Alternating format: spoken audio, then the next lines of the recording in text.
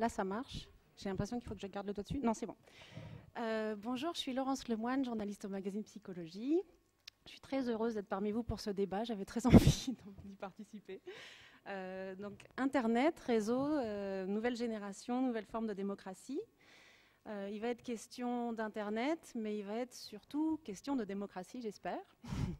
Ce que vont nous raconter les intervenants ici, dans le contexte de crise politique qui est le nôtre, de crise de la représentation, panne de vision politique, etc., c'est comment, à la faveur de la crise et surtout à la faveur des réseaux, émergent de nouvelles prises de parole, de nouvelles actions collectives et de nouveaux processus participatifs.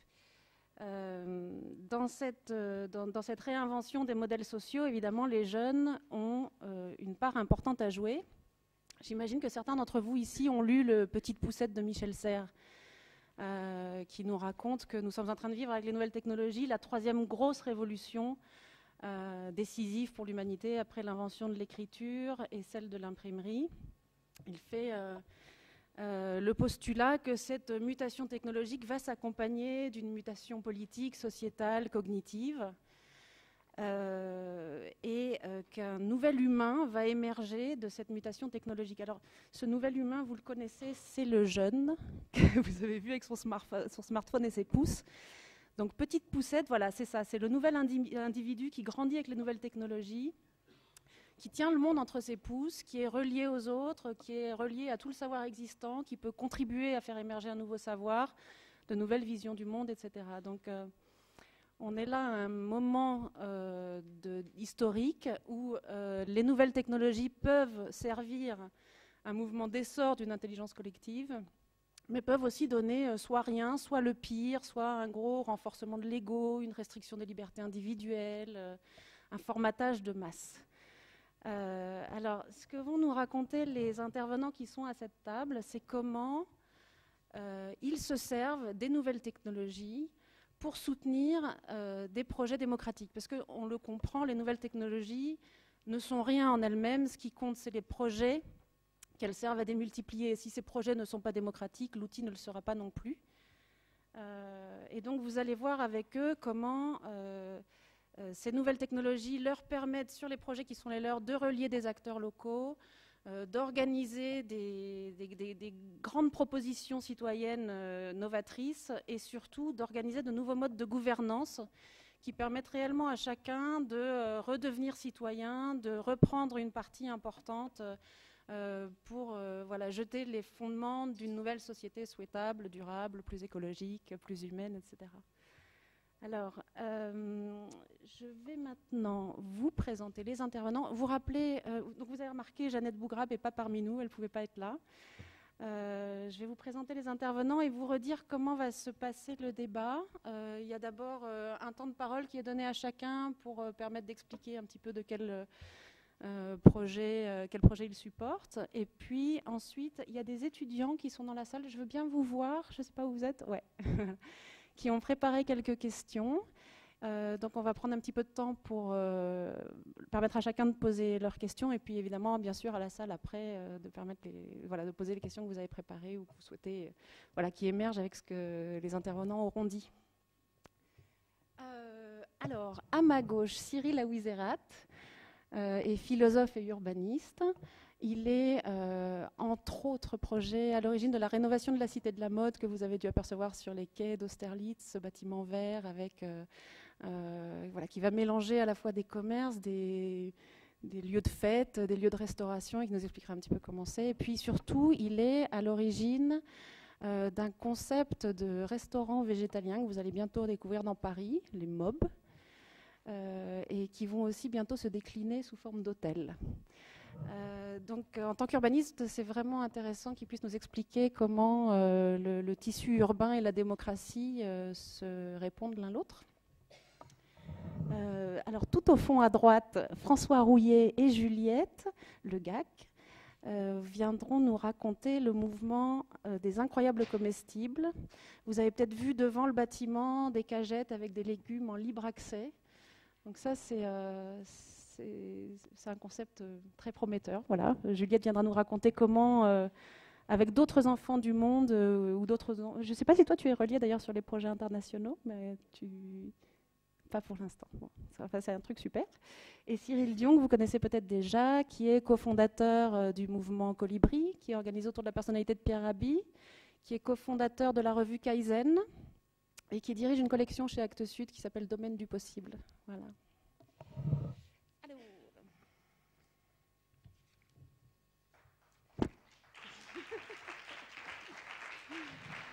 Mais vous n'avez encore rien entendu.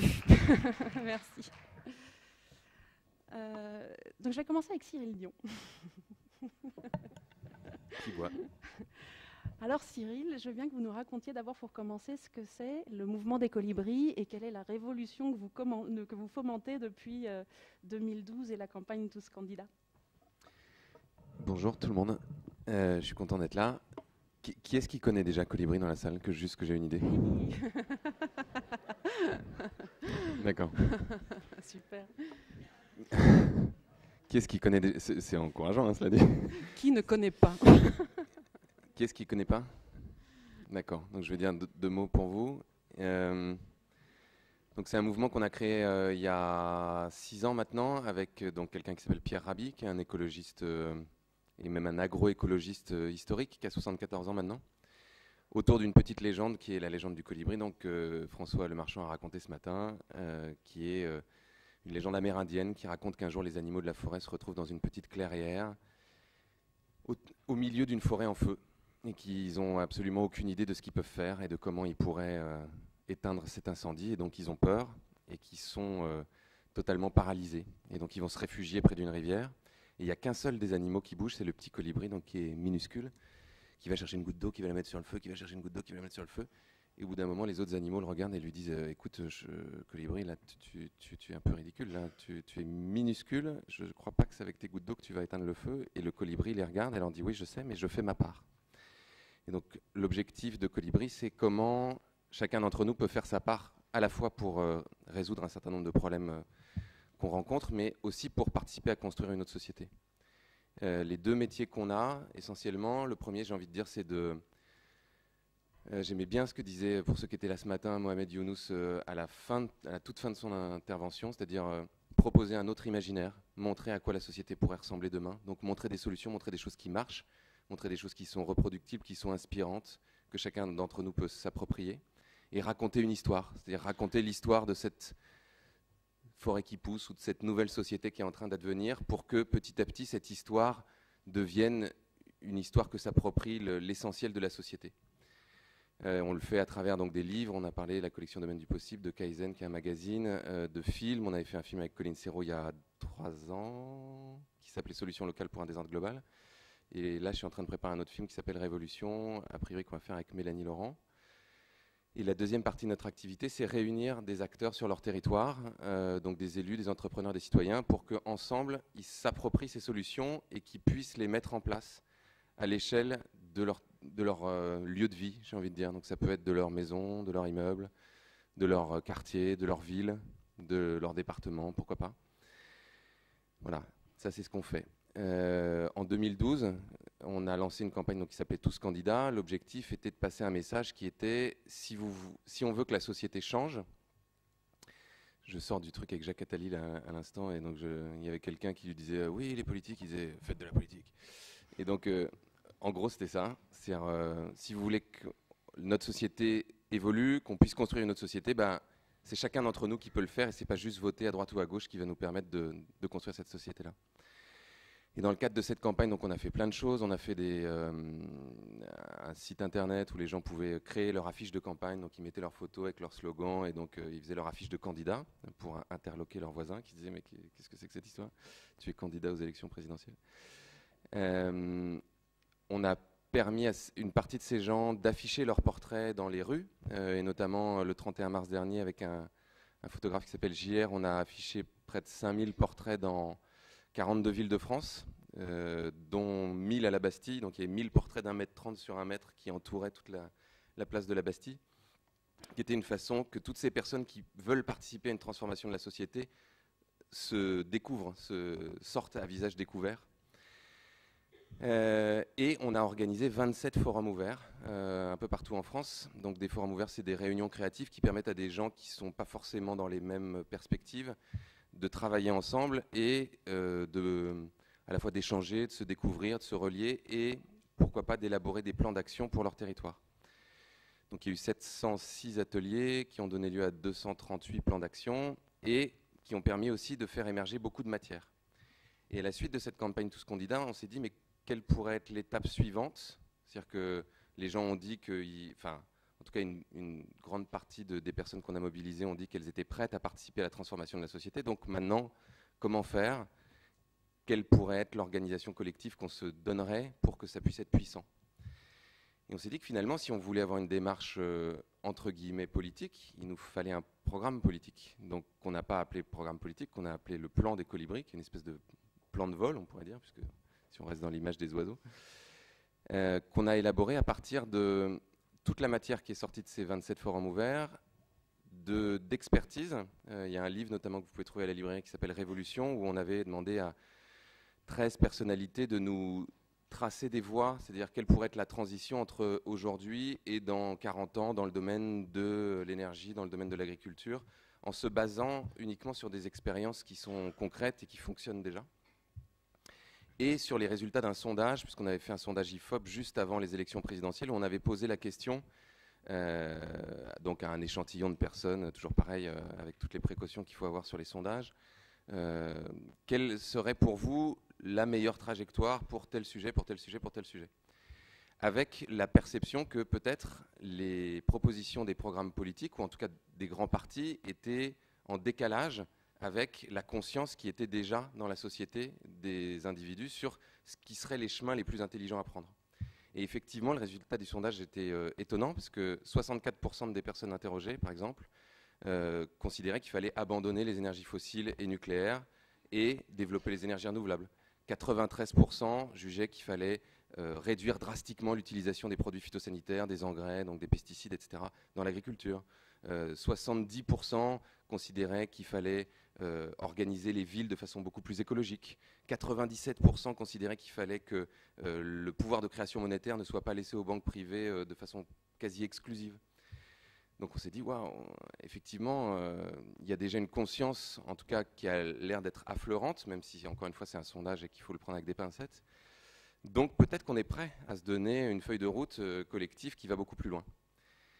Et donc avec toute cette matière, on a agrégé et on a construit ce plan des colibris qui est donc une sorte de feuille de route qui propose des mesures à la fois que peuvent prendre les élus nationaux et européens, à la fois les élus locaux, à la fois les entrepreneurs et à la fois les citoyens.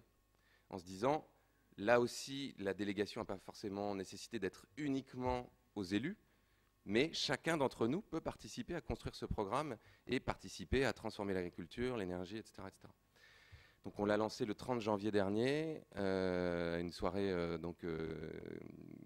qui était mémorable pour nous parce qu'on on a communiqué 3 semaines avant, on avait un espace qui faisait 800, où on pouvait accueillir 800 personnes et il y en a 3000 qui sont venus. Et donc il y en a 2200 qui sont restés dehors. On n'avait absolument pas idée en fait qu'il y aurait une telle affluence. Donc on est sorti, et notamment moi je suis sorti dire aux gens on est vraiment navrés, mais en fait vous n'allez pas pouvoir rentrer. Et ce qui était très étonnant et très émouvant aussi, c'est que les gens, au lieu de nous engueuler, même s'il a dû y en avoir 2 ou 3, sont mis à, quand je leur ai dit vous êtes trop nombreux, en fait il y a une queue qui fait là-bas jusqu'au métro, qui fait des U comme ça, etc. Les gens se sont mis à applaudir, à faire des you-you, à nous remercier, à nous dire à quel point ils étaient émus de voir qu'ils étaient aussi nombreux. Et nous-mêmes on était très touchés par ce qui se passait.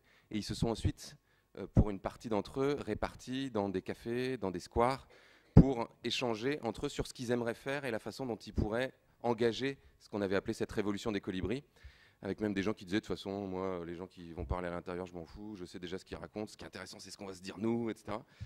Et il y en a une partie qui sont venus d'ailleurs après, qui sont rentrés dans la salle et qui ont fait une espèce de compte-rendu de ce qui se passait dehors. Et donc les gens qui étaient dedans se sont mis à applaudir aussi en se disant mais c'est incroyable, il se passe quelque chose d'autre dehors.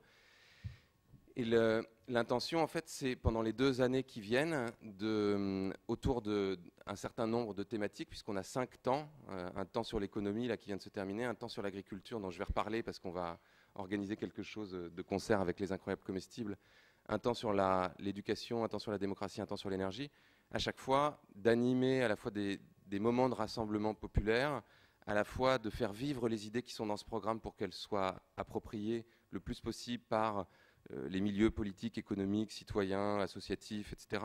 Et que ces idées infusent de telle façon à ce que dans quelques années, si des responsables politiques qui soient dans les partis actuels ou dans d'autres partis qui émergeraient les portent de façon puissante, le plus grand nombre soit prêt à se mobiliser derrière ces personnes-là et que parallèlement, un nombre de plus en plus important de personnes, donc des colibris au sens large du terme, se mettent à eux-mêmes entamer cette transformation de la société, à la fois dans leur vie et à la fois autour d'eux, dans les endroits où ils habitent.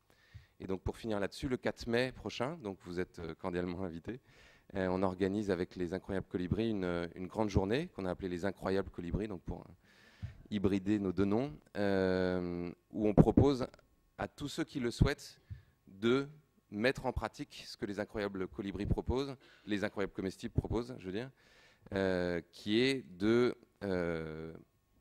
construire des espaces de nourriture à partager. Donc là, en l'occurrence, il s'agira de construire des bacs et d'y planter de la nourriture comestible et de faire des installations. Donc le 4 mai, ça risque d'être un moment assez éphémère où on va proposer aux uns et aux autres de faire des installations, de se prendre en photo, d'envoyer ces photos pour montrer en fait que c'est quelque chose qui se propage un petit peu partout. François vous racontera déjà tout ce qu'ils font qui est vraiment extraordinaire. Et avec l'objectif que dans les 3 mois qui suivent, ça puisse devenir beaucoup plus pérenne, c'est-à-dire qu'en échangeant avec les municipalités, puissent se créer des espaces pérennes où de la nourriture à partager est mise à disposition donc des personnes qui habitent la ville, le quartier, le territoire, etc. On voit bien, Cyril, que le développement des colibris n'aurait jamais été aussi rapide et jamais d'une telle ampleur sans les nouvelles technologies. Je voudrais savoir quels sont les principaux sites, quelles sont les principales plateformes avec lesquelles vous fonctionnez et à quoi elles servent. Est-ce qu'elles servent simplement à relier les gens ou bien comment elles permettent d'organiser l'action et comment elles permettent aussi une réelle participation des colibris à la dynamique collective? J'ai envie de dire qu'on est dans une dialectique qui est numérique et présentielle. L'objectif du numérique étant, en règle générale, de permettre aux gens de se rencontrer de façon physique, dans un premier temps, et d'autre part, de pouvoir avoir des espaces de partage et même de gouvernance, puisque c'est ce qu'on est en train d'imaginer, qui concernent l'ensemble du mouvement, et donc de se relier, même quand ce n'est pas possible physiquement. On a créé un réseau social donc, qui est sur une plateforme qui s'appelle Ning, qui n'est pas du tout la panacée, mais qui en tout cas nous a permis de démarrer. Il y a à peu près 10 000 personnes qui sont là. Ça, c'est une plateforme qu'on utilise essentiellement pour que les gens puissent travailler ensemble. Donc ils créent des groupes, et dans ces groupes, ils peuvent continuer à travailler à distance sur des sujets qu'ils ont pu initier physiquement, ou alors s'agréger entre personnes qui ont des projets à peu près similaires ou des intérêts similaires pour pouvoir élaborer des choses. C'est aussi un espace de partage où se partagent des informations, il y a un agenda, des vidéos, etc., etc. On a développé sur notre site internet des annuaires, notamment un annuaire des acteurs qui permettent de se mettre en action à côté de chez soi. Donc où on a recensé le plus possible d'AMAP, d'acteurs de l'éco-construction, d'écoles alternatives, avec toujours l'intention de... Si on donne un conseil à quelqu'un, si on dit à quelqu'un par exemple c'est bien de se nourrir bio, local, de saison, donc dans un circuit court, etc., de tout de suite pouvoir lui apporter une information supplémentaire qui est ok, où est-ce que je trouve à côté de chez moi un producteur ou une AMAP ou un marché Donc ça, il y a plus de 6000 acteurs dessus, je crois, et on a créé un annuaire de projets avec l'objectif que les personnes qui montent des projets puissent les rendre visibles et que les personnes qui habitent sur un certain territoire puissent regarder, ok, à côté de chez moi, qu'est-ce qu'il y a comme projet? Ah, il y a ça, j'ai les coordonnées, je peux les contacter, je peux aller y participer. Et là, il y a de l'ordre de 600 projets, je crois. On utilise beaucoup les réseaux sociaux classiques, j'ai envie de dire, Facebook, Twitter essentiellement. Là, dans un objectif essentiellement de passer des informations et de créer de la viralité, c'est-à-dire de faire en sorte que cette information se diffuse énormément et que ça puisse mobiliser les gens. Et on voit que ça a effectivement de l'impact. Et on est sur une dynamique là de commencer à permettre aux gens de construire du contenu collectivement. Le programme, enfin le plan des colibris a vocation à être ensuite sur un wiki où le plus grand nombre possible de personnes puissent participer à l'enrichir, à l'amender, à le bonifier, avec des révisions régulières tous les différents mois, pour commencer à expérimenter ce que peuvent être à la fois de la construction commune de contenu et à la fois des modes de prise de décision collectifs sur des textes, par exemple, ou sur des actions, puisqu'on est aussi en train de mettre en place un nouveau mode de gouvernance dans Colibri qui va demander certainement d'utiliser ces outils. Oui, parce qu'on voit bien que c'est un mouvement qui est fondamentalement participatif et citoyen, mais ce n'est pas les nouvelles technologies qui insufflent ça, c'est aussi une démarche que vous avez, vous, de réfléchir à des modes de gouvernance beaucoup plus horizontaux. Je ne sais pas combien d'entre vous ont entendu parler, on était à savoir qui avait entendu parler de quoi, mais de sociocratie et d'holacratie. Donc ça, ce serait intéressant que Cyril aussi nous en dise un mot, parce que c'est peut-être un mode de gouvernance qui va infiltrer les entreprises, peut-être, c'est difficile, mais qui en tout cas, sur le terrain citoyen, suscite beaucoup d'intérêt. En fait, le constat qu'on faisait, c'est que ce qui empêche très souvent des actions d'arriver à leur terme, ce sont des désaccords humains. Et très souvent, quand des projets se montent, même des projets formidables, associatifs, etc., au bout d'un certain temps, les gens commencent à s'engueuler, à vouloir tirer la couverture à eux, ou à plus respecter dans les modes de prise de décision, etc. Et donc on a vu qu'il y avait un enjeu qui était considérable et qu'en fait on retrouve à peu près à tous les étages, qu'on retrouve en entreprise, mais qu'on retrouve aussi dans notre système démocratique à l'échelle nationale, à l'échelle européenne, de comment on prend des décisions ensemble. Et comment on s'assure que quand on prend des décisions ensemble, elles respectent au maximum la diversité de qui on est, et que surtout, ce soit des décisions qui nous permettent ensuite d'être mises en application de façon puissante et harmonieuse. Le problème de la démocratie, telle qu'on la pratique, avec du vote à la majorité, c'est que si 51% des personnes votent pour quelque chose, en gros, il y en a 49% qui n'étaient pas d'accord. Donc quand on va le mettre en application, les 49% qui n'étaient pas d'accord, ils vont traîner les pieds, éventuellement ils vont rien faire, voire même ils vont s'opposer à ces décisions et mettre des bâtons dans les roues à ceux qui essaient de les mettre en place. Donc ça, c'est une vraie problématique. Donc nous, on est en train d'expérimenter, on n'a aucune certitude que c'est la solution universelle, mais en tout cas on l'expérimente, des modes de décision qui reposent sur plusieurs éléments. Le cercle. Donc on est en cercle en gros pour prendre les décisions, ce qui implique une forme d'équivalence entre les différentes personnes qui font partie du cercle. Chacun a une importance équivalente, il n'y en a pas un qui a 2 voix ou qui a plus d'importance que les autres. La prise de décision à 0 objection, en fait, qu'on appelle prise de décision par consentement. Donc c'est pas le consensus, pas tout le monde est d'accord avec quelque chose, c'est personne ne dit non. C'est-à-dire que quand on a pris la décision, personne ne voit d'objection majeure. Et une objection, en l'occurrence dans notre mode de fonctionnement, c'est un risque pour l'organisation, quelque chose qui irait contre nos valeurs ou quelque chose qui irait contre notre intégrité. Donc personne n'a d'objection, qui n'est pas une préférence, mais personne n'a d'objection. Et des systèmes électifs, notamment, qu'on utilise un processus qui s'appelle l'élection sans candidat. C'est-à-dire qu'on élit en fait le cercle. Quand il cherche à élire une personne pour remplir une fonction ou un rôle, il va d'abord se demander quel est le rôle. En gros, on cherche quelqu'un pour faire quoi, d'accord, pour faire ça, ça, ça, ça, ça, ça. On a besoin qu'il ait quoi comme qualité pour le faire. Ok, ça, ça, ça, ça, ça, ça. Qui nous paraît dans ce cercle être la meilleure personne pour faire ça? Et chacune des personnes va voter à bulletin ouvert pour une personne et dire voilà, moi, Cyril, je vote pour Laurence pour être l'animatrice de cette table ronde parce que je trouve qu'elle a telle qualité, telle qualité, telle qualité, telle qualité. Et on fait un tour comme ça. Et chacun entend en fait tous les arguments des autres. Ensuite, on a la possibilité de changer notre vote.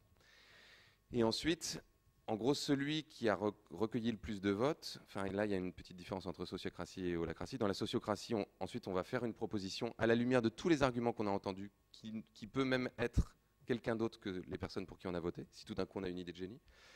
dans l'holacratie, on va prendre la personne qui a recueilli le plus de votes et on fait un tour d'objection. On dit, bah voilà, moi je propose que ce soit telle personne qui remplisse ce rôle-là, et on fait un tour.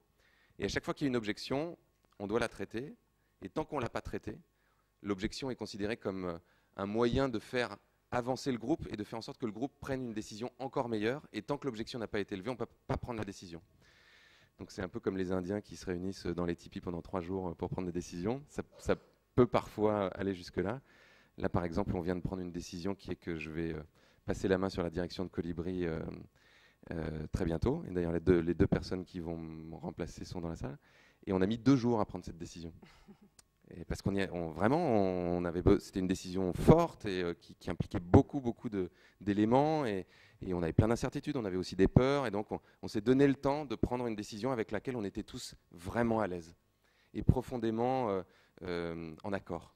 Ce qui fait qu'ensuite, quand on la met en application, ça n'a rien à voir avec un système où il y a des gens qui ont l'impression qu'on leur est passé dessus pour prendre ces décisions. Et on est en train de tâcher d'élargir ce mode de décision à l'ensemble du mouvement en créant, donc on a un cercle central qui est le cercle d'orientation qui prend les décisions pour le mouvement, et ensuite on a des collèges, donc les cotisants, les groupes locaux, l'équipe opérationnelle, les partenaires, des associations affinitaires.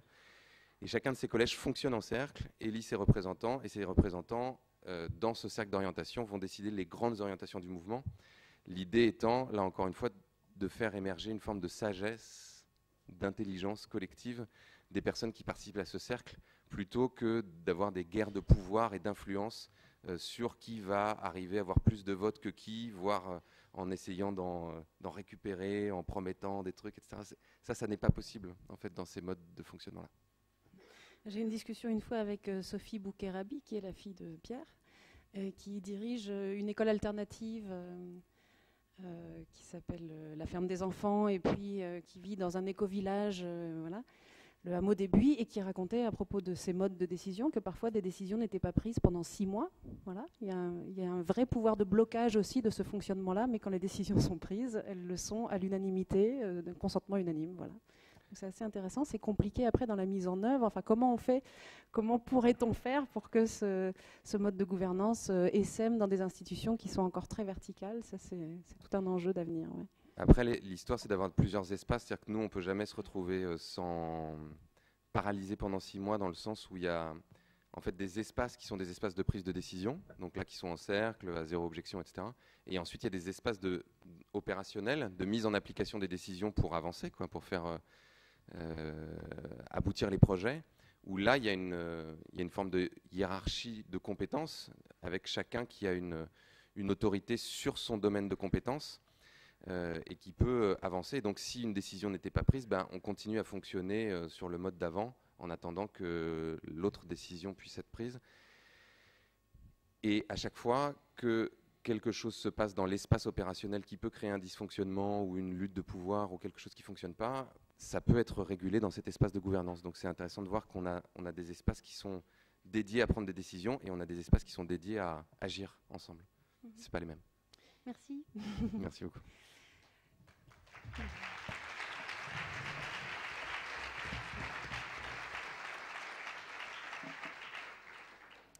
Alors, à ma gauche, Cyril Aouizerat, philosophe et urbaniste.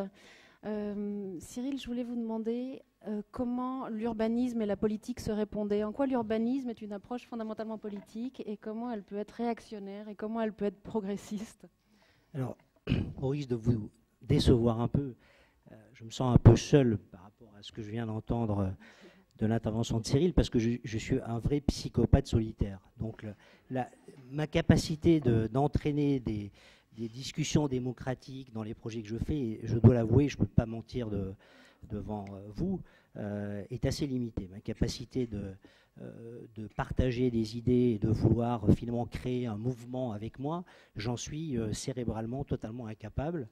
Mais je crois aussi que ça tient à une démarche que j'ai voulu, puisque, si vous voulez, je suis ici surtout pour témoigner de ce que je fais en tant qu'entrepreneur.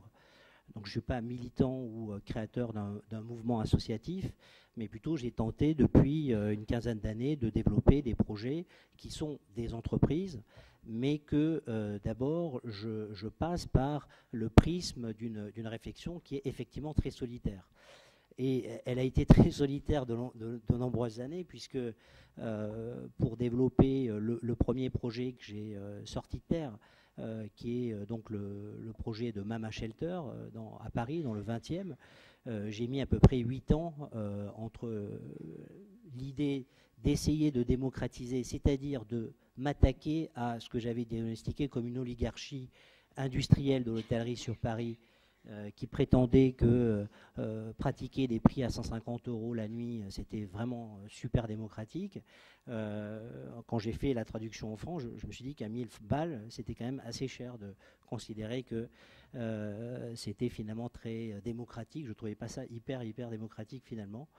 Et donc c'est vrai que l'idée d'abord de réfléchir à est-ce que ce qu'on nous présente, c'est-à-dire les experts, on appelle souvent la dictature des experts, comme étant un fait accompli, on ne peut pas bouger les prix, on ne peut pas modifier, on ne peut pas amener des gens dans tel quartier, les gens ne viendront jamais, etc. Est-ce que c'est une réalité partagée par l'ensemble des peuples, ou est-ce qu'on peut essayer de venir apporter un message différent?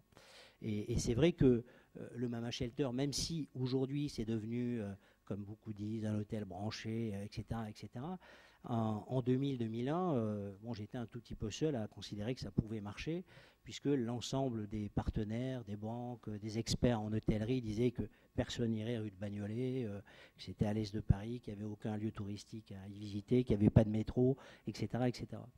Donc, ce que je veux dire par là, c'est que moi, ce qui m'intéresse dans les projets urbains ou d'autres types de projets, comme le dernier projet que j'ai initié d'abord aux États-Unis, à New York, donc Mob, qui est un concept de fast-food vegan, donc, sans matière animale, que j'ai ouvert il y a 1 an et demi. Là, c'est un peu pareil. Tout le monde m'a dit, mais t'es complètement débile d'aller aux États-Unis pour aller ouvrir quelque chose sans matière animale. Mais ce qui m'intéressait moins, c'était d'une certaine manière mon propre parcours. C'est-à-dire moi qui étais, et je mérite de brûler en enfer, un gros mangeur de viande jusqu'à il y a 5 ans et demi, et qui ai découvert finalement ces questions-là à travers une relation d'amour, c'est-à-dire avec ma chérie qui l'est, elle, depuis qu'elle a une 12aine d'années.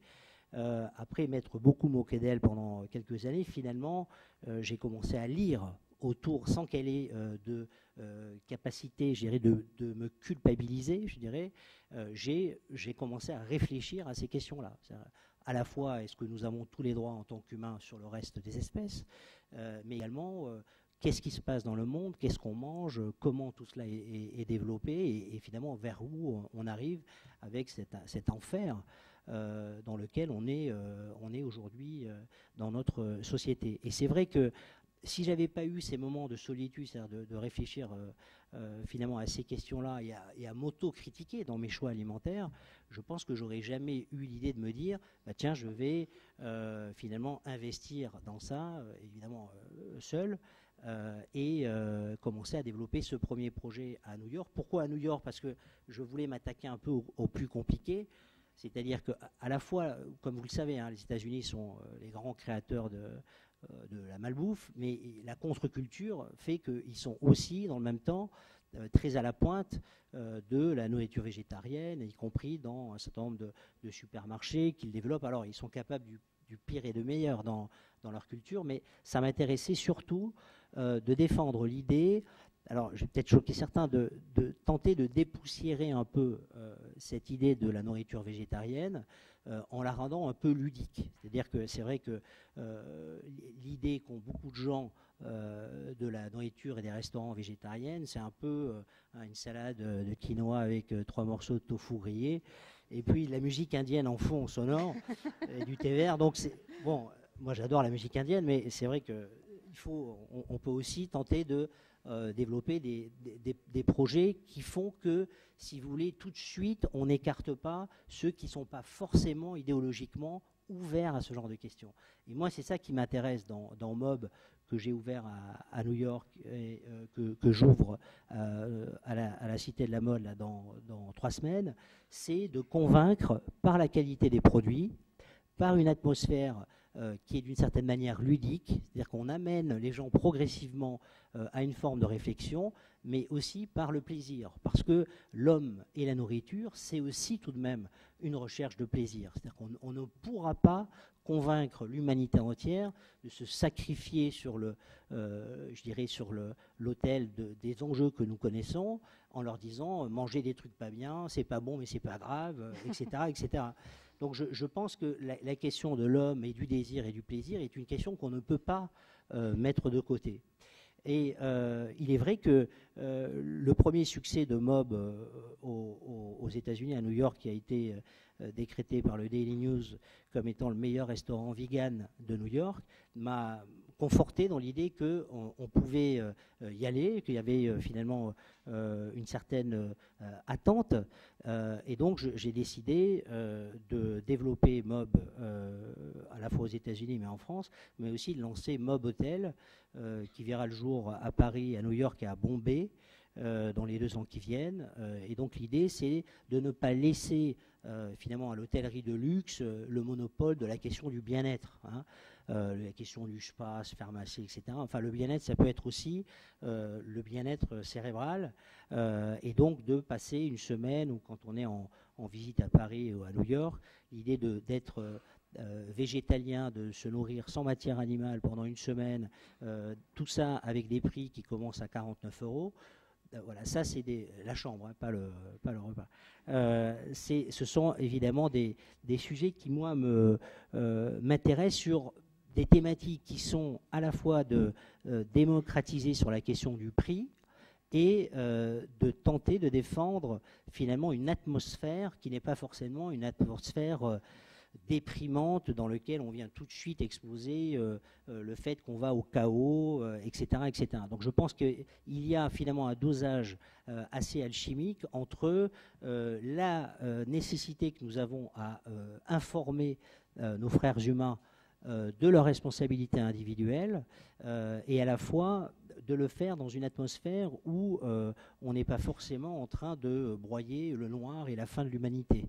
Et donc je crois que c'est là où effectivement mon côté psychopathe solitaire nécessite aujourd'hui finalement que je m'ouvre à la question des réseaux sociaux, c'est-à-dire finalement à l'idée de faire partager les initiatives que je tente de développer avec des personnes qui sont sur les mêmes thématiques que celles que j'essaie de développer, en sachant que pour développer par exemple les produits Mob à New York, ça a été quasiment 2 ans de recherche avec 2 chefs pour tenter de reconstituer, si vous voulez, à base, je précise, de produits naturels, c'est-à-dire de légumes essentiellement, des sentiments gustatifs qui se rapprochent de ce qu'on peut ressentir quand on mange un steak haché, j'ose même plus prononcer le mot, steak haché, etc. Et donc c'est vrai que ça nécessite aussi du sérieux,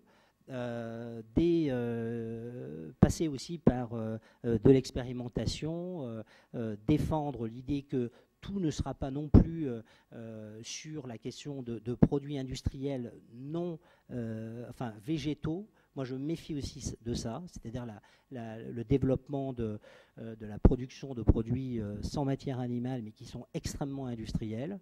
Et donc, moi, je refuse de me lancer dans ça. Donc, c'est plutôt comment on mélange du maïs, des tomates, des champignons, et on essaie de travailler des goûts, des cuissons pour ressentir des sentiments ou des éléments gustatifs qu'on retrouve dans certains produits carnés. Voilà, donc si vous voulez, il va de soi que pour moi, ces questions-là, qui sont à la fois la planète mais également l'homme, m'amènent souvent à me méfier, si vous voulez, de la dynamique globale ou de la dynamique des nouvelles méthodes, si vous voulez, finalement d'agrandissement du socle sur lequel on pourrait construire un élan. Et il est vrai que, par exemple, j'ai énormément de mal souvent, des gens viennent me dire il faut que tu rendes lisible ce que tu fais, il faut faire du viral, etc. Il est vrai que j'ai une méfiance naturelle sur le fait d'utiliser des mots qui sont des mots quand même, quand on y réfléchit bien, assez violents, enfin viral, ça paraît presque un langage un peu presque guerrier. En tout cas, un virus n'est pas un truc très sympathique. Et donc, je me dis souvent qu'il faudra, dans toute cette culture, dont je vois bien qu'elle repose sur une volonté démocratique, une volonté de plus d'égalité. Enfin, ça part toujours d'un extrêmement bon sentiment. Mais enfin, à partir du moment où on a 500 000 amis, 800 000 amis, 4 millions de likes, etc., enfin, je veux dire, on en est quand même, on est forcé de reconnaître que ce ne sont pas obligatoirement 3 millions d'êtres exceptionnels, sublimes, etc., etc. Je veux dire par là qu'il me semble qu'on est aussi dans une époque où il faut qu'on apprenne, notamment à la jeune génération, vous parlez de jeunes notamment, auxquels malheureusement je n'appartiens plus, mais néanmoins je me sens très punk au fond de moi et je considère qu'il faut que nous ayons comme responsabilité de dire aux jeunes justement que passer par des phases de solitude, d'écriture, d'apprentissage de la connaissance par des méthodes qui sont des méthodes classiques n'est pas un élément qui fait perdre du temps. Vous citiez Pierre Rabhi, je pense qu'il est l'exemple type de quelqu'un qui a été très longtemps aussi seul. Enfin, je ne dis pas qu'il est... Enfin, c'est quelqu'un qui a travaillé d'abord de manière quand même sans se dire qu'un jour des millions de gens le connaîtraient, etc., etc. Et donc je crois que à la fois de ne pas refuser les nouvelles technologies, mais à la fois de dire qu'on a le temps.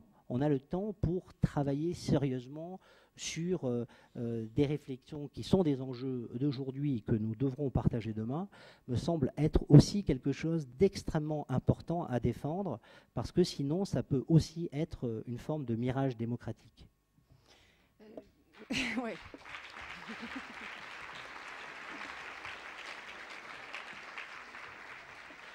Je trouve le contrepoint vachement intéressant entre, d'une part, une forme d'organisation collective et puis un appel à une démocratie qui ne serait pas, à laquelle on ne pourrait pas accéder si on ne passe pas d'abord par cette phase d'intériorité, de retour à soi, de réflexion personnelle, etc.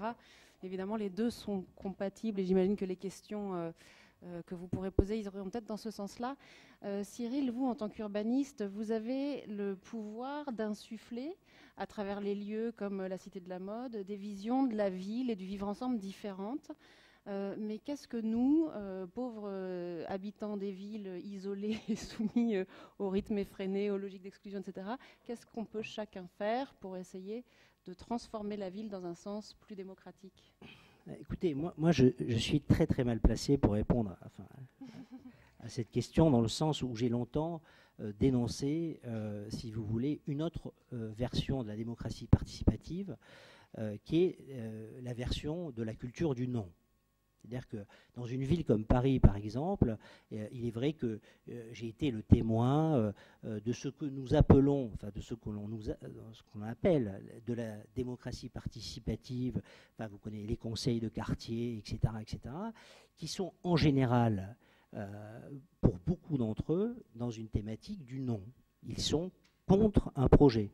J'ai rarement vu des conseils de quartier sur des projets urbains, par exemple, défendre la création de tels projets, le développement de logements sociaux, etc. Et il faut avoir l'honnêteté de dire, enfin je pense que là on peut se dire les choses, que en général, sur ce qu'on appelle pour Paris en l'occurrence, les conseils de quartier, les démocraties participatives, etc., sont en général contre les projets, par exemple, de logements sociaux. Enfin, contre l'idée, si vous voulez, de se dire que nous habitons une ville, Paris, dans laquelle nous souhaitons qu'on puisse vivre avec un peu plus de mixité sociale. Alors, ça paraît presque un combat d'arrière-garde, dans le sens où on sait tous aujourd'hui que sociologiquement, Paris est une ville dans laquelle il reste des disparités, évidemment, mais dans laquelle les loyers, la pression de l'immobilier fait qu'il y a une typologie sociale qui est unique par rapport au reste de la France. Mais moi, je fais partie de ceux qui tentent de défendre l'idée que je me fous de la beauté de Paris. Je n'ai rien à faire. Enfin, si vous voulez, toute la culture qui consiste à dire Paris doit rester dans son patrimoine du XVIIe, du XVIIIe, etc., c'est le dernier de mes soucis. Je n'en ai rien à foutre d'un Paris avec des murs en meringue, le parquet, les moulures, etc., etc. C'est, je trouve, une vision hyper égoïste de considérer que Paris devrait rester comme il est depuis le XVIIe, le XVIIIe, etc. Et d'une certaine manière, je suis, moi, pour le fait qu'on arrête de classer systématiquement le moindre mur sur lequel... je dirais, Jean Cocteau a pissé en mémoire de Mac Jacob, est devenu un mur sur lequel on ne peut pas détruire pour y faire du logement social. Donc, si vous voulez, à un moment donné, je crois qu'il y a un choix, finalement, que nous devons faire en tant que citoyens. C'est finalement, est-ce que nous voulons vivre dans la ville la plus belle du monde, dans laquelle on a tous nos petits trucs, les petits toits en zinc, etc., etc., ou est-ce que, finalement, notre préoccupation, c'est que nous avons des milliers de gens qui ne trouvent pas de logement et on se dit, bon, bah, on se fait un plan Marshall et pendant 10 ans, on fait des logements là où on peut les faire. Alors évidemment, la gueule de Paris sera un peu différente. Mais finalement, moi, ce que je dis simplement, c'est que je me fous du fait que Paris soit une belle ville. Ça ne m'intéresse pas. Voilà. Et donc, à partir de là, ça ne veut pas dire que je ne sois pas, évidemment, soucieux des questions de construction, et je pense qu'on peut tout à fait développer des logements en intégrant des éléments qui font qu'on prépare justement les questions écologiques d'aujourd'hui. Mais dans le même temps, on ne peut pas non plus à chaque fois reculer au calendes grec le fait de ne pas construire, oui, mais parce que, etc., etc. Donc on ne fait que repousser. Et c'est pour ça aussi que j'en veux beaucoup aux écologistes. Je le dis, j'espère qu'il y en a quelques-uns. Enfin, quand je dis écologistes, c'est des membres de mouvements politiques écologiques. C'est dans le sens où je dis que souvent, ils montrent du doigt un problème qu'on pourrait résoudre dans 50 ans sans prendre des décisions qui sont pour aujourd'hui. Je suis très étonné qu'on soit par exemple vert et qu'on ne soit pas végétarien, sans être moi-même dogmatique, si vous voulez. Je pense qu'il est très rare d'entendre un élu de l'Assemblée nationale vert dire que ce serait sympathique qu'on diminue un peu progressivement dans les écoles, etc., etc., l'achat de produits carnés. Donc ce que je veux dire par là, c'est que la question de l'urbanisme et de la citoyenneté, c'est une question dans laquelle les citoyens doivent répondre à cette question. Est-ce que, parce qu'ils sont propriétaires, ils veulent continuer à ce que leur appart soit entre 10 et 15 000 euros du mètre, ou est-ce qu'en tant qu'être libre, en tant qu'homme ou femme, ils ont envie que dans cette ville, on puisse accueillir des gens qui ne sont pas forcément, qui n'ont pas forcément les moyens de vivre dans la typologie actuelle de la pression notamment effectivement de l'immobilier. Et ça, c'est une décision et qui, je crois, ne passe pas par la question de forcément la démocratie participative, dans le sens où, pour ceux que moi j'en connais, à savoir notamment les conseils de quartier, c'est en général des trottoirs plus larges pour les poussettes, un peu plus d'espace vert pour promener les chiens, etc., etc. Enfin, c'est quand même des revendications qui sont assez primaires et qui, dès que la question d'un grand projet, notamment le logement, est abordée, en général, il y a plutôt des vétos. Merci beaucoup, Cyril.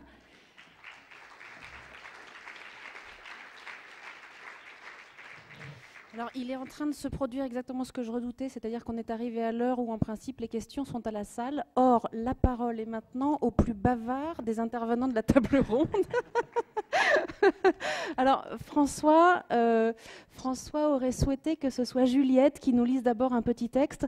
Moi, ce que je souhaiterais, si vous pouvez, c'est qu'on puisse peut-être ne pas dépasser 10 minutes pour présenter les incroyables comestibles, et puis ensuite, on pourra commencer une discussion collective. Juliette, tu voulais nous lire quelque chose? Alors, Juliette fait partie du conseil municipal des enfants de Plomelin, en Bretagne.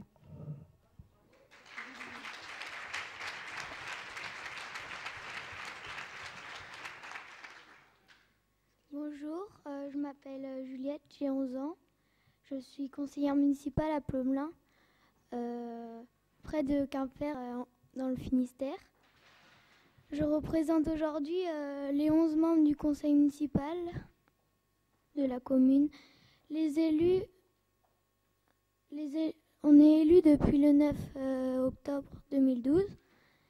Le conseil adhère au réseau de l'ANASEJ, Association nationale du conseil des enfants et de jeunes, depuis 2011. Nos orientations de travail sont la solidarité et l'environnement. Notre projet est de coopérer avec le circuit des incroyables pommes légumes. Il il s'inspire du mouvement des incroyables comestibles, né à Todmorden en 2008 et qui est arrivé en France au printemps dernier. Nous faisons maintenant partie du réseau planétaire des incroyables jardiniers solidaires.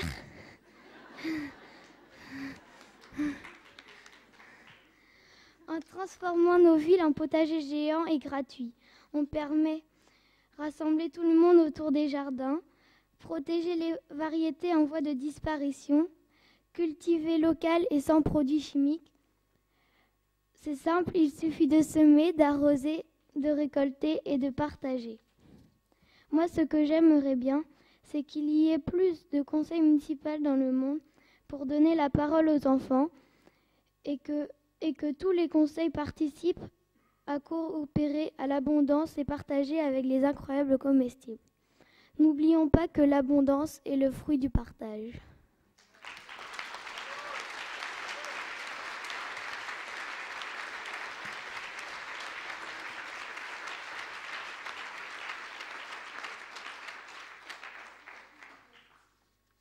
À vous la parole. Vous voulez nous présenter, vous avez préparé un slideshow là, pour nous présenter les incroyables comestibles. Est-ce que c'est vous qui avez la zapette? Super.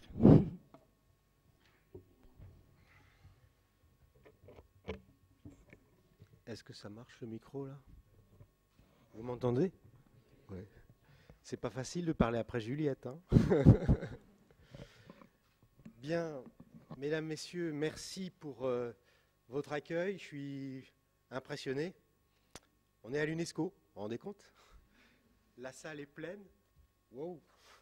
Et on est des simples citoyens jardiniers solidaires.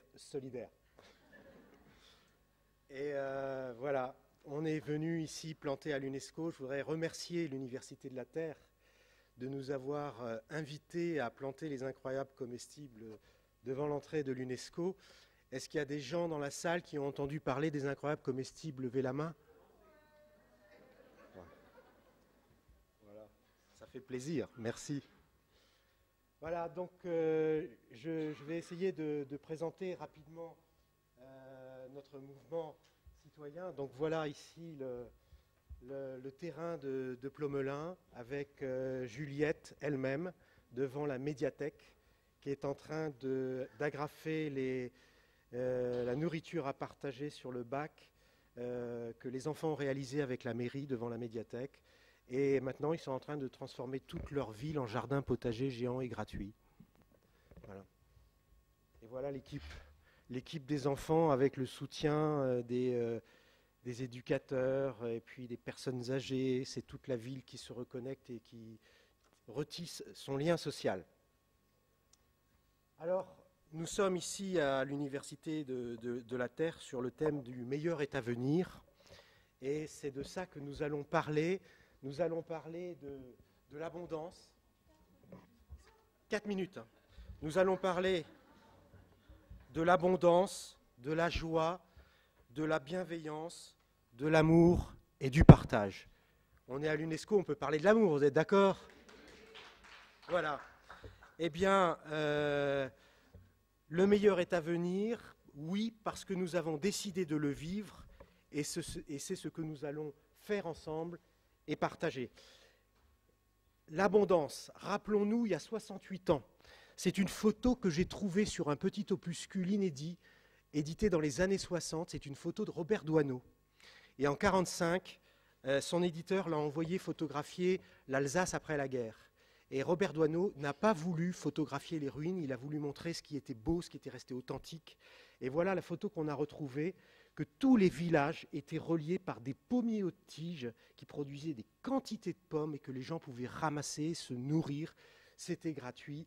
Et donc, on a redécouvert, avec des recherches historiques, que, en fait, il y a moins de 100 ans, nos communes étaient déjà locavores, comme on dit aujourd'hui, c'est-à-dire qu'elles étaient déjà dans une démarche d'autosuffisance alimentaire. On produisait et on consommait localement, et l'ensemble des jardiniers municipaux travaillaient à produire des fruits et légumes pour les cantines des collectivités locales, que ce soit la mairie, les maisons de retraite, etc.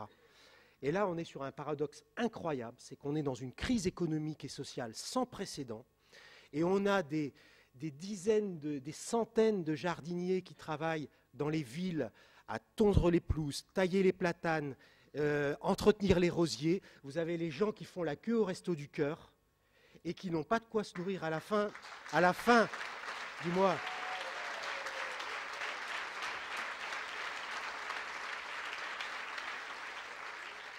Eh bien, mesdames, messieurs, c'est en train de changer parce que maintenant, il y a des communes où les jardiniers et les enfants du conseil municipal vont remettre la production locale au goût du jour. Démonstration de ce qui nous attend. Le meilleur est à venir. Savez-vous combien il y a de semences dans une seule citrouille? Vous avez une idée? 120, exactement. Alors, on a fait l'expérience, ça c'est une citrouille. Ouais, on lui a soufflé tout à l'heure. C'est une citrouille, la nourriture à partager de Colroy-la-Roche, là où on a démarré le mouvement en Alsace l'année dernière. On a pris la citrouille, et puis on a pris toutes les semences, il y en a 120. Si vous avez des semences hybrides de l'industrie, F1, vous ne pouvez rien en faire. Si ce sont des semences naturelles d'un produit bio ancien depuis des millénaires, chaque semence est comestible et vous pouvez la planter et avoir un plant de citrouille qui va vous donner 3 fruits, d'accord? Donc 120 semences, 3 citrouilles. Combien j'ai de citrouilles à la fin de l'année?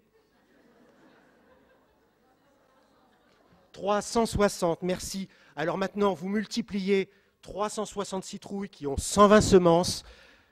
En année 3, ça fait combien de citrouilles sur le territoire? 46 millions. D'accord? Avec ça, qu'on ne dise pas que la nature n'est pas généreuse. 46 millions de citrouilles avec une seule citrouille. Alors, si on est 1000, 5000 comme à Plomelin à planter chacun sa citrouille sur le territoire, combien on a de citrouilles au bout de 3 ans? Mais si en plus vous mettez de la Giant Atlantique,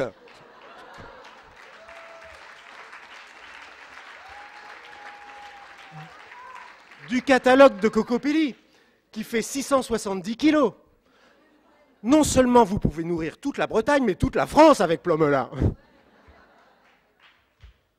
Voilà. Eh bien, cette expérience, mesdames, messieurs, c'est pour montrer qu'effectivement, par le changement de regard, on peut changer de réalité, qu'effectivement, l'abondance est un état naturel, elle est là, elle a toujours été là, mais on l'a oublié. Et donc aujourd'hui, avec les incroyables comestibles, on propose de se rappeler que l'abondance est un état naturel et que l'abondance est le fruit du partage, comme disait Juliette tout à l'heure. Voilà, le mouvement est parti, et là je vais aller plus vite. J'ai une question, parce qu'on parle aussi de nouvelles technologies, ça, pour vous c'est aussi fondamental, les nouvelles technologies, et elles vous permettent notamment d'impliquer des enfants à travers le monde dans ce projet-là. Est-ce que vous pouvez nous raconter ça aussi? Oui, tout à fait. Donc effectivement, sur notre sujet des réseaux, de la nouvelle démocratie, des nouvelles technologies, c'est ce que nous sommes en train de vivre aujourd'hui, qui est un tournant dans notre histoire. Et c'est formidable qu'on soit à l'UNESCO, à l'Université de la Terre, parce que c'est ce qu'on appelle un changement de paradigme. Il y a Bénédicte Magnier, que j'ai rencontré sur un plateau de Radio France Internationale, qui est chercheur et journaliste à l'AFP, qui a parcouru le monde, a identifié des initiatives innovantes. Elle a écrit un livre, 1 million de révolutions tranquilles. Et en fait, il y a des quantités incroyables d'initiatives solidaires par le monde, mais elles étaient isolées jusqu'ici. Eh bien, aujourd'hui, nous sommes en capacité de créer une gouvernance qui va réunir toutes ces personnes bien intentionnées, et en fait, nous sommes des millions.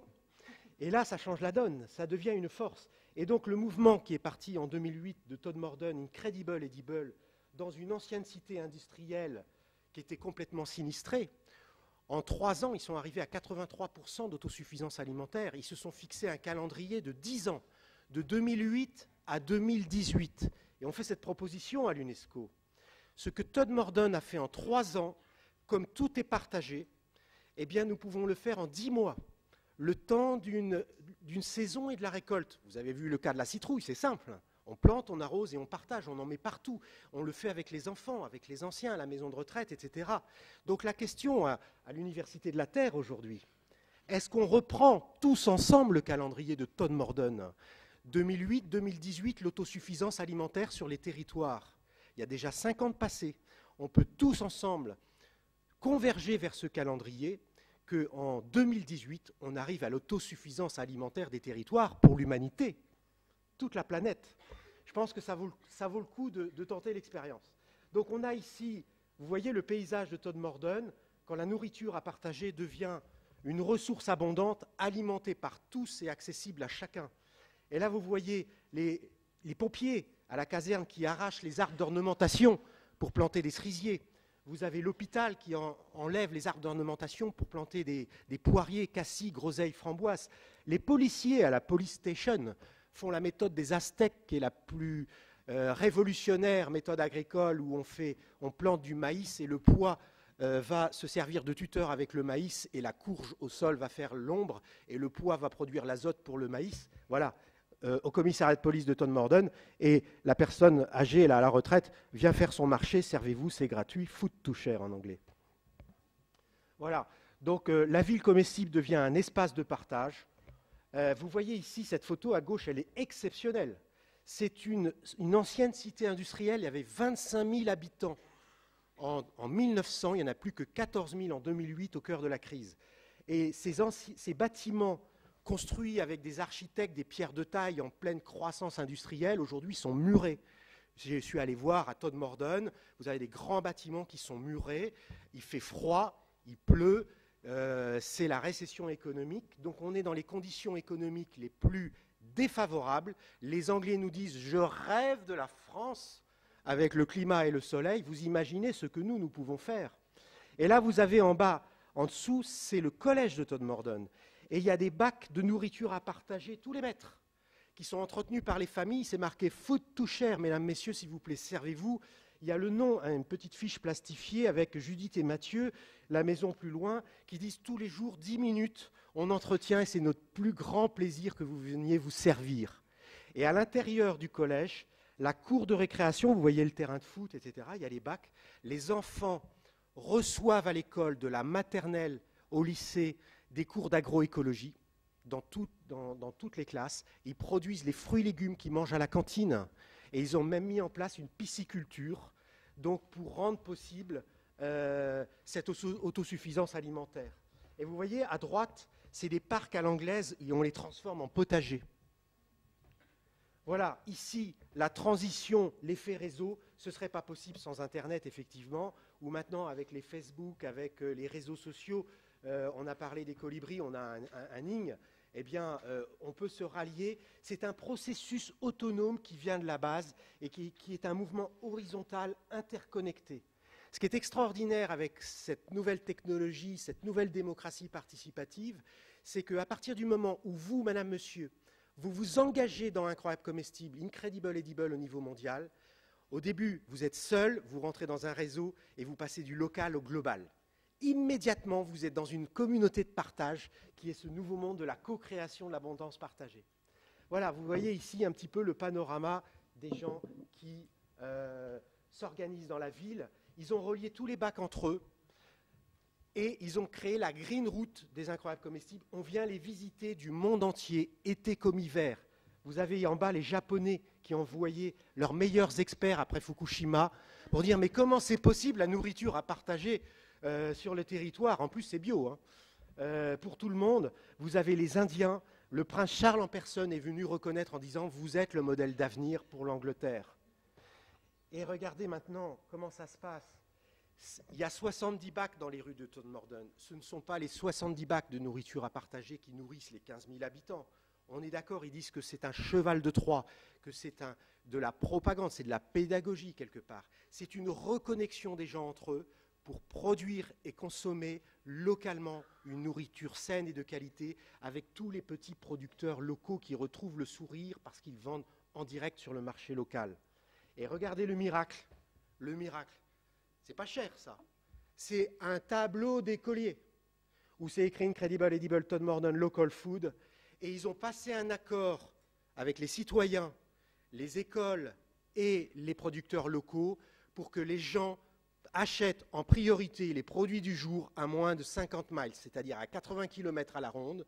Et c'est comme ça qu'ils sont arrivés à 83% en 3 ans. On a découvert ce mouvement d'Angleterre qui avait 3 ans l'année dernière et on s'est dit mais c'est trop génial, on le fait en France. Ça c'était la carte de France il y a 3 mois, depuis elle a doublé. Donc on a 120 programmes, il y a 3 nouveaux programmes qui démarrent par jour en France et dans le monde. Et la démarche des incroyables comestibles est devenue planétaire. Merci François.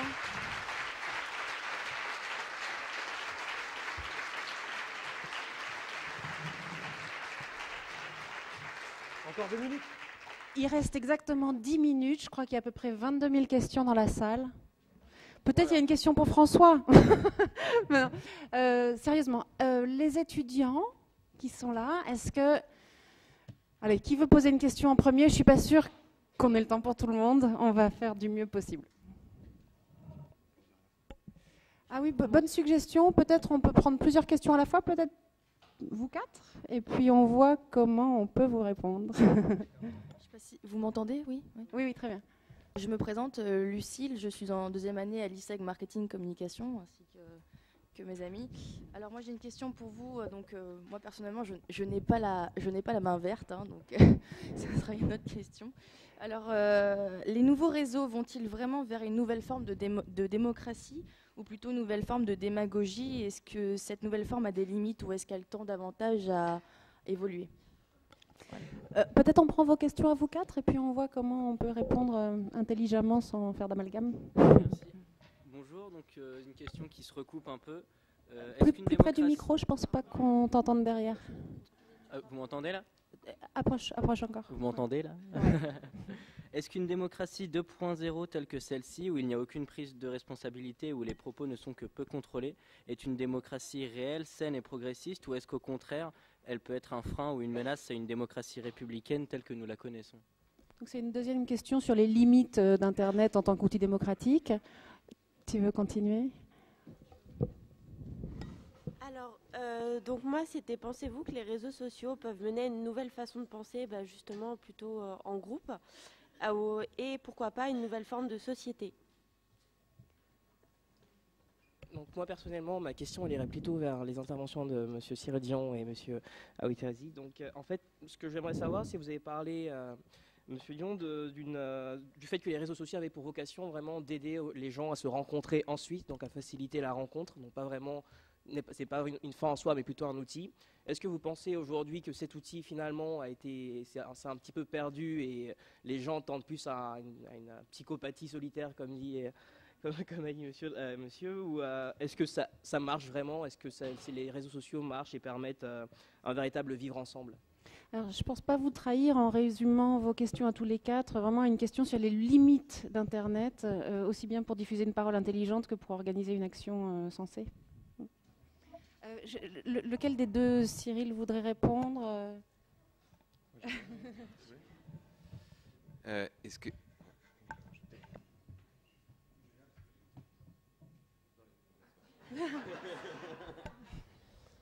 Il y a la lumière. Je suis aveugle. On peut juste couper le truc, juste 2 minutes? C'est possible ou pas? Parce que je vois rien du tout. Ah, François, tu veux bien taper? Ah, super.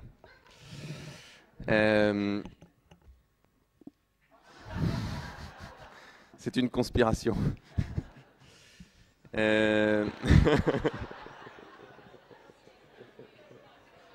Voilà, c'est fini, merci, à bientôt.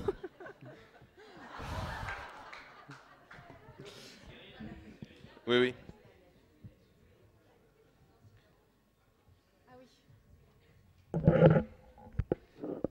Ah.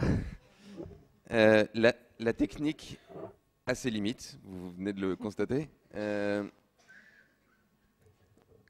Comme tous les outils, tout dépend de l'utilisation qu'on veut en faire. C'est-à-dire que oui, évidemment, Internet permet de répondre à une vraie problématique qui est la problématique du nombre et de la distance. En fait, les gens qui travaillent sur l'intelligence collective, notamment des gens comme Jean-François Noubel ou X ou Y, eux placent différentes étapes de l'intelligence collective. En gros, l'intelligence collective originelle, qui est un peu ce dont je parlais tout à l'heure, c'est le cercle, c'est le petit groupe, on se connaît tous, on se voit tous, on arrive à prendre des décisions ensemble, c'est super.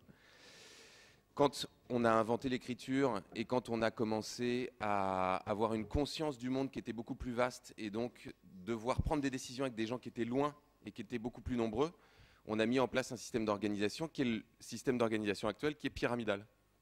Et on en voit les limites. C'est-à-dire que le système d'organisation pyramidal, c'est une petite minorité qui décide pour la majorité. On n'a pas le temps ici, mais vous pouvez lire dans le prochain numéro de Kaizen un article sur la démocratie et sur est-ce qu'on vit vraiment en démocratie finalement. Et est-ce que ce système pyramidal nous permet vraiment, nous, d'avoir un impact sur les décisions que prennent nos élus au quotidien. Aujourd'hui, pour être très court, il y a de très fortes raisons d'en douter et de remettre ça en question. Donc on a besoin de trouver d'autres modalités. L'étape vers laquelle on est en train d'arriver est peut-être quelque chose qu'on pourrait appeler une forme d'intelligence collective globale, c'est-à-dire avoir des espaces de prise de décision, comme j'en parlais tout à l'heure, qui sont en cercle, qui engagent des petits nombres et qui se relient les uns aux autres, et qui se relient de façon physique et qui se relient de façon virtuelle. Comme je le disais tout à l'heure, on peut avoir le meilleur outil du monde et se relier au plus grand nombre de personnes du monde. La gouvernance de l'outil est fondamentale. C'est-à-dire qui est-ce qui prend les décisions pour la façon dont l'outil va être utilisé. Aujourd'hui, on voit sur Internet, par exemple, qu'il y a un véritable danger.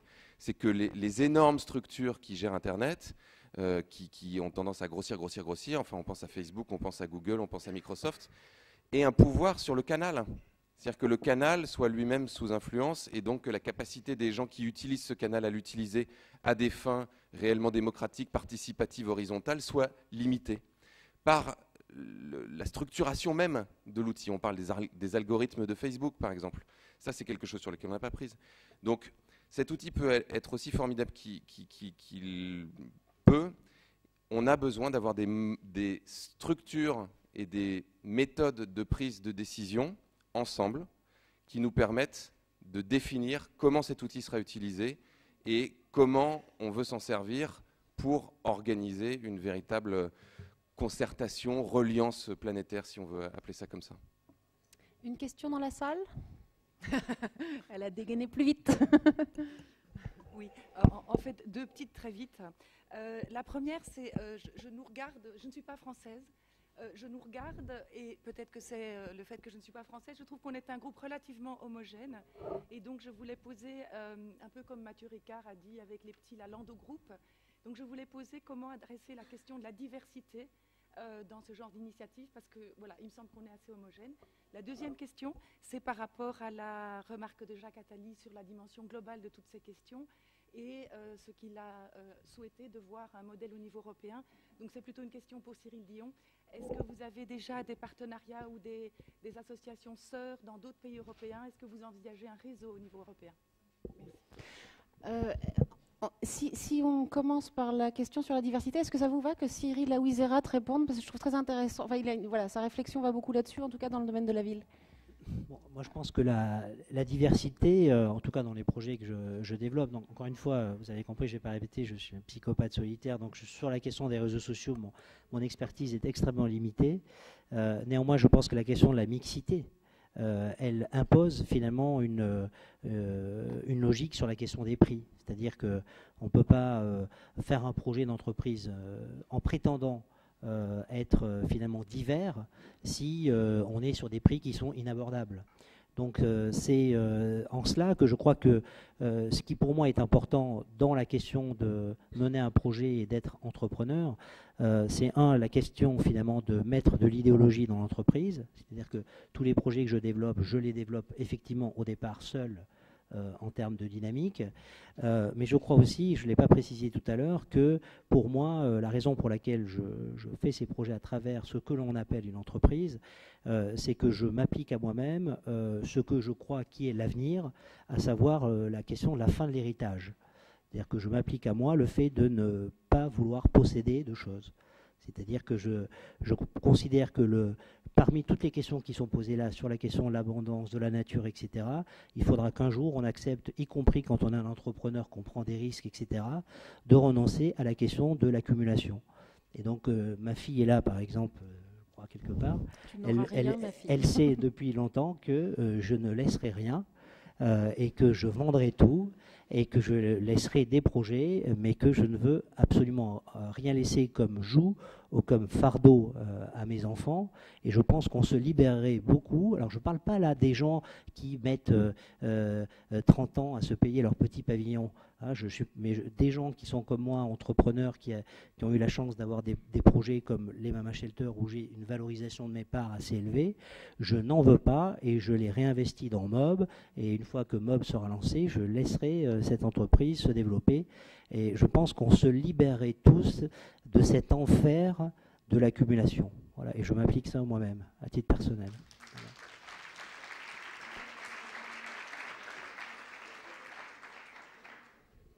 La deuxième question, Juste oui. deux mots. En 2 mots sur les 2 questions, pour gérer la diversité, on a besoin là encore de processus qui nous permettent de faire dialoguer des personnes qui ne sont pas d'accord. Parce que si on n'arrive pas à avoir des personnes qui ont des points de vue différents sur la réalité, qui se parlent et qui s'entendent, c'est assez compliqué finalement d'arriver à des solutions qui marchent pour le plus grand nombre. Donc là, je parlais tout à l'heure du forum ouvert, c'en est une. C'est-à-dire c'est une technique qui permet à des gens qui ne regardent pas les choses par le même angle, mais qui sont face à des enjeux communs, de travailler ensemble. Ce n'est pas la seule, mais en tout cas, ça demande ça, je pense.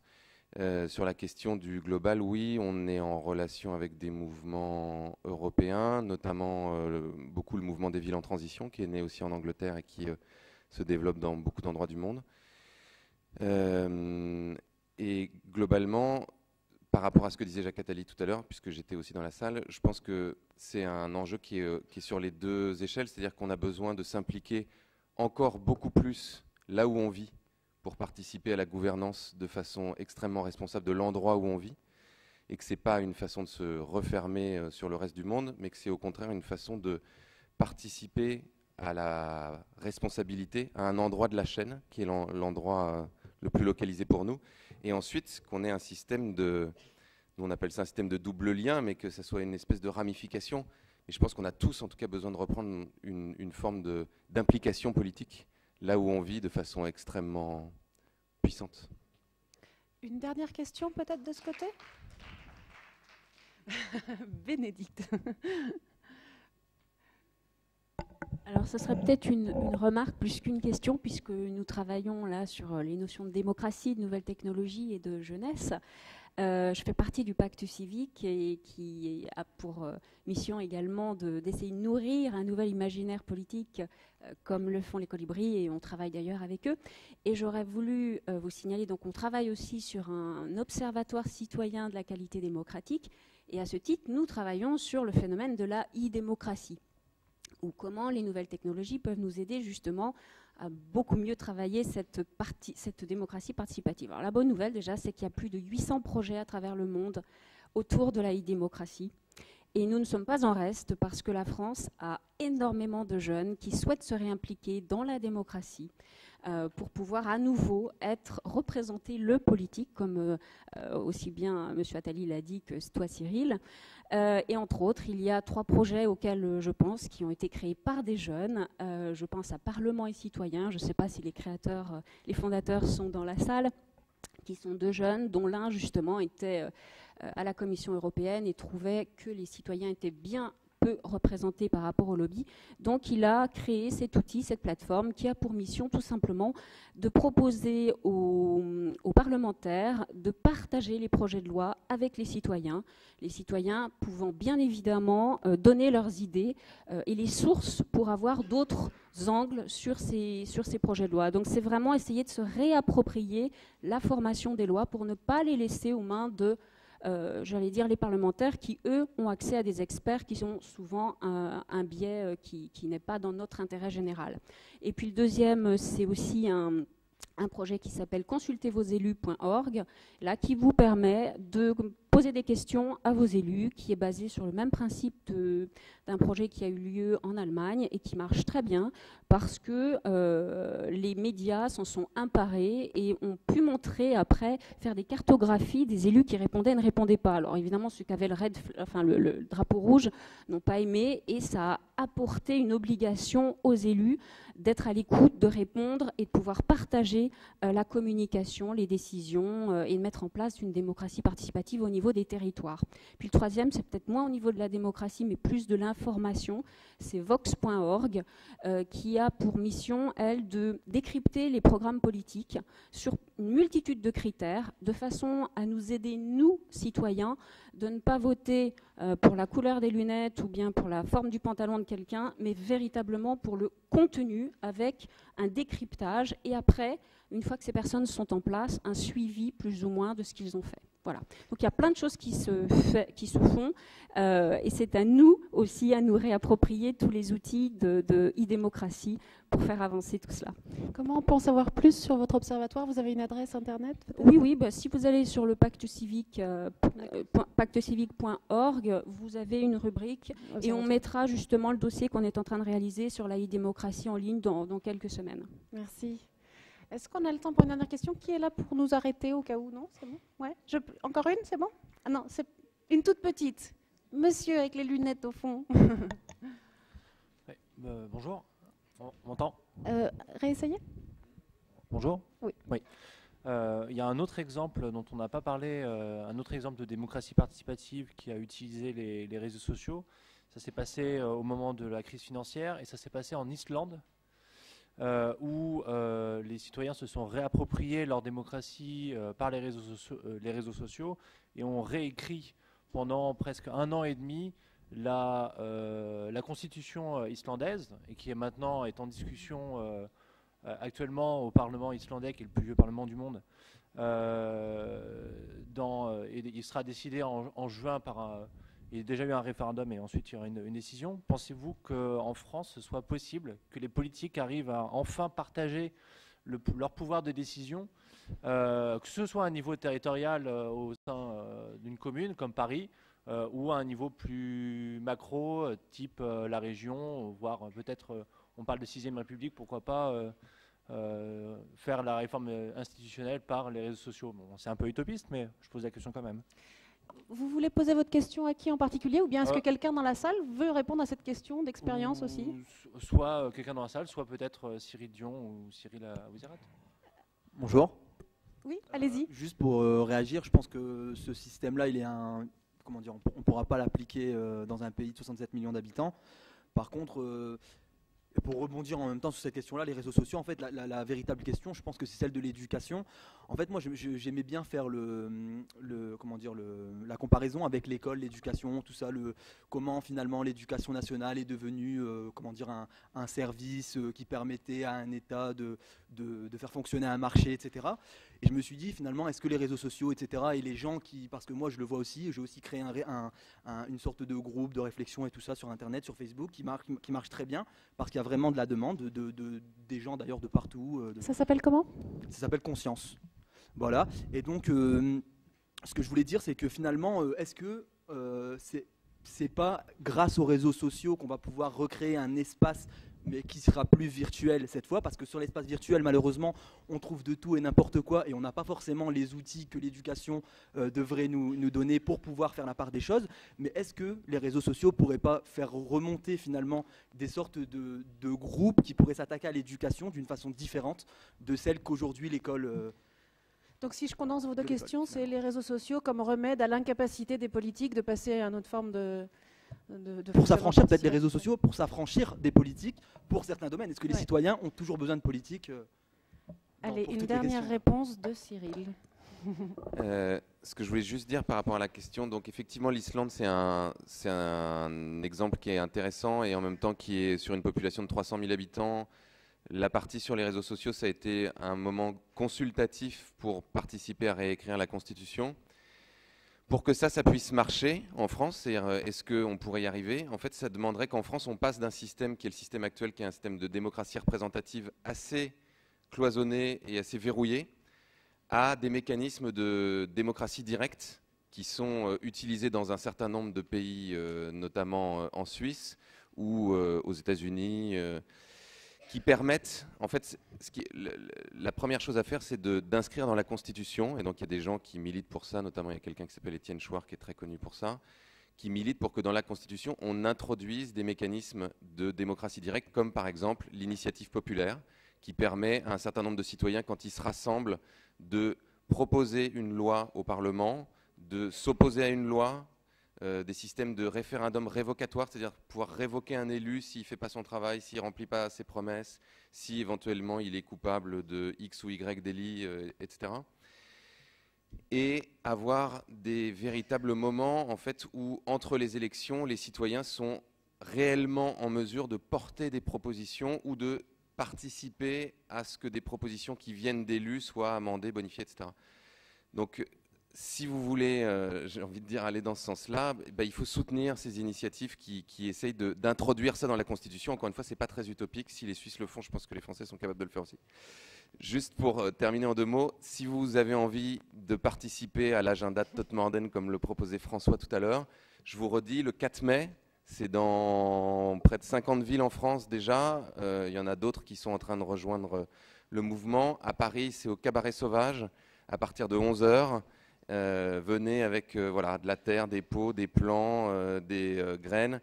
On est en train de diffuser des graines Cocopelli un petit peu partout en France à tous les groupes qui se sont manifestés. Donc n'hésitez pas à venir participer avec nous. Un grand merci à tous. À bientôt.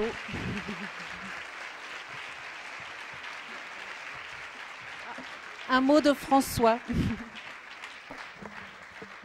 Oui, juste un mot pour répondre aux questions des étudiants, parce qu'on n'a pas répondu à cette question-là sur l'exigence démocratique. On a 1 an d'expérience aujourd'hui avec nos réseaux.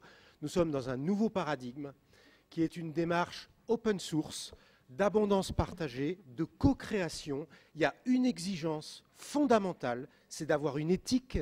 Et la question à retenir, c'est la transparence totale. C'est-à-dire que quand vous travaillez dans un système de co-création ouvert, s'il n'y a pas la transparence, ce n'est pas possible. Donc ça nécessite, ce que je dirais de Pierre Rabhi, les 3 H, humus, humilité, humanité. Merci.